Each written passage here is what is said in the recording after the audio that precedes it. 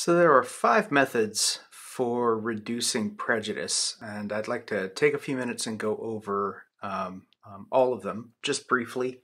I don't want to spend too much time on this, but I would like the opportunity to kind of introduce you to some of these strategies. The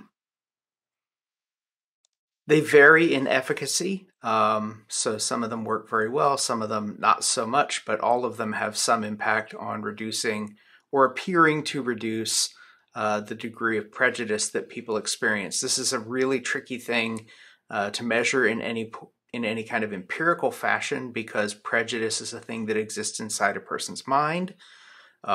We could ask a person whether they are experiencing any feelings of prejudice. We can use attitudinal surveys. We can use things like proximity scales and measures of social distance.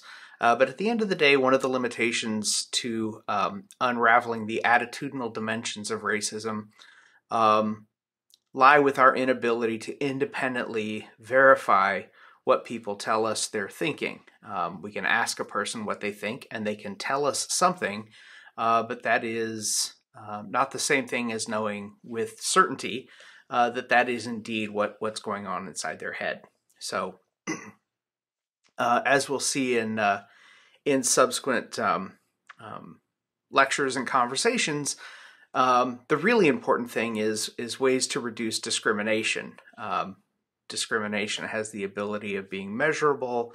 It's obviously consequential in a way that prejudice may not be, right? A person can hold prejudice attitudes or even racist ideologies in their mind and never act on them. And discrimination can occur independent of the presence of racial prejudice or racist ideology. So, the degree to which the reduction of prejudice is measurable is certainly something that's got some empirical problems associated with it. That prejudice ought to be reduced, if possible, I think is without a doubt a good idea. So if these things work, that's great. At the end of the day, I think sometimes we just have to hope that we are in fact, sharing some or generating some insights into what's going on inside people's minds. But without further ado, then let's talk about efforts to reduce prejudice and the 5 approaches that tend to be used either independently or in connection to other efforts. The first is persuasive communication. Persuasive communication is any sort of communication. It could be something that's written, it could be something audiovisual, it could be oral, some other method of communication. But the idea is that the purpose of the communication is to influence attitudes, beliefs, and presumably as a result of that, behavior. So very often films, positive representations of marginalized or oppressed groups in society, designed to sort of break down the prejudice that people may hold toward those groups of people. That would be examples of persuasive communication. Intergroup education is the second method. This is any effort by whatever means to bring about factual learning about intergroup relations. So it could be, you take a class, and in the course of that class, you're exposed to factual information about other groups of people and the relationships between those groups of people and other groups of people. This class, right, Sociology 235 is a very good example of intergroup education.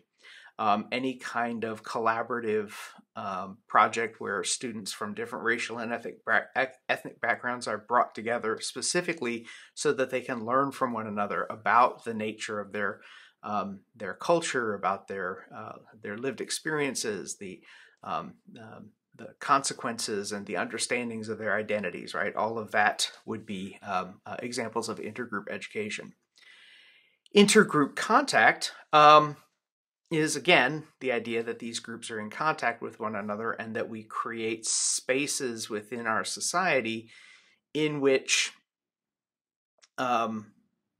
previously segregated groups are brought together in ways that they interact with one another. The success of intergroup contact in the reduction of prejudice hinges on this notion of what we call the contact hypothesis, which is the idea that contact with people in racial or ethnic groups other than our own, what we would call outgroups, can help to break down prejudice. There are some caveats to that. The contact has to be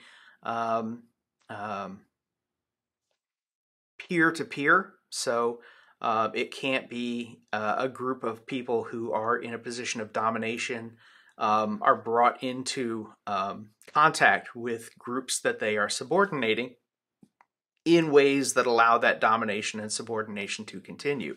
So as we'll see in the coming weeks, the fact that there was a significant amount of contact between African slaves or slaves of African descent in the American South and plantation owners and people in a kind of overseer capacity, even though there was a tremendous amount of contact between those two groups of people, those two groups of people were clearly not equals. The whites were in a position of social and political and economic and cultural dominance, and the blacks were subordinated. And any kind of contact that unfolded between those two groups of people served to reinforce the domination and subordination. So it isn't simply enough to bring people into contact, but rather you bring people into contact in environments where they are structurally equivalent.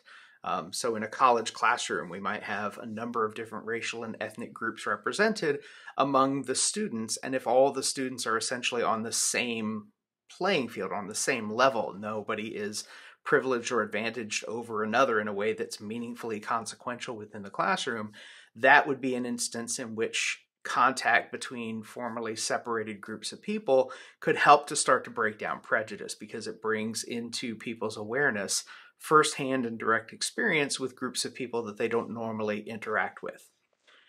The fourth method or approach to reducing prejudice is the use of simulation and experiential exercises. These are a little bit hard to pull off because they're often quite elaborate. But if you've ever read about or watched any documentaries about the blue eye, brown eye simulation that was done in Kansas. God, I hope I'm getting that right. In Kansas back in the 1960s, an elementary school teacher wanted to teach her students a lesson about racism and prejudice. And her primary obstacle to being able to do this well was the fact that her classroom was made up of entirely white children. So what she did was she announced to all of her blue-eyed students that they were going to be given all kinds of privileges and advantages relative to the students in the class who were brown-eyed students. And soon thereafter, the blue-eyed students who were given extended recess time, they were given positive feedback in the classroom environment. They were told repeatedly that they were better than the brown-eyed students. They began to adopt sort of the position and the attitudes of a racially dominant group toward their brown-eyed counterparts. And the brown-eyed counterparts, reported feelings of diminished self-worth, and they were intimidated and frightened by the interactions that they were having with their blue-eyed classmates. And then, of course, after a period of time, the teacher sort of flipped the script, and then the brown-eyed students were put in the position of privilege and dominance, and the subordinate group were the blue-eyed students. And the same dynamic kind of played out, in which the brown-eyed students were now kind of using their position of privilege and dominance to sort of subordinate and marginalize the blue-eyed students. And of course, the students take out of this a direct firsthand experiential set of conditions that deliver home to them the message of marginalization and prejudice in a way that a kind of dry and a more academic approach of, like, say, a lecture or watching a film or reading a book or a paper, would have a harder time doing. This created a very visceral sort of experience for those students. The fifth approach, and probably the rarest, in part because it's just very labor and resource intensive, but the fifth approach to reducing prejudice is therapy, right? In which people who hold prejudicial attitudes engage in a process of counseling to sort of explore the origins of those feelings and those attitudes, the consequences of them on not only the lives of other people, but even on their own lives. And then, of course, ways to kind of break that down. How do we get beyond sort of the social learning that sets up these prejudices in the first place?